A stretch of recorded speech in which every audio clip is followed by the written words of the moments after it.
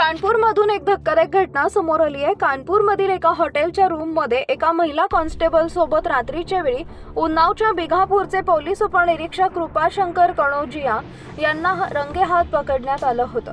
त्यानंतर आता त्यांच्यावर कारवाई करण्यात आली आहे। त्यांना पोलीस उपनिरीक्षक पदावरून हटवण्यात आलं असून हवालदार बनवण्यात आले। ही घटना जुलै 2021 मध्ये घडली होती। कृपाशंकर यांनी सुट्टीसाठी अर्ज केला होता, त्यानंतर ते गायब झाले। घटनेबाबत अधिक माहिती अशी की उन्नावच्या बिघापूरचे पोलीस उपनिरीक्षक यांनी कौटुंबिक कारण सांगत सुट्टीसाठी अर्ज केला। सुट्टी मंजूर झाल्यानंतर ते गायब झाले। मात्र ते घरी परतले नसल्याने त्यांच्या पत्नीला शंका आली।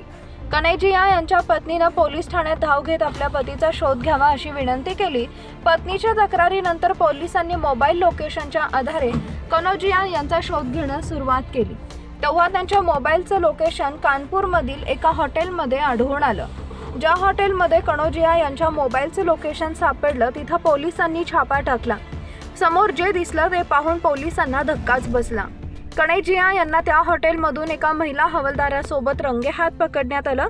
जेव्हा पोलिसांनी या संपूर्ण घटनेची चौकशी केली तेव्हा त्यामध्ये असं आढळून आलं की या पोलीस उपनिरीक्षकानं कौटुंबिक कारण सांगत सुट्टी घेतली होती। मात्र तो कानपूरमधील एका हॉटेलमध्ये महिला शिपायासोबत सापडला। त्यानंतर 3 वर्ष हा खटला चालला। अखेर या पोलीस उपनिरीक्षकाला आता हवालदार करण्यात आलाय।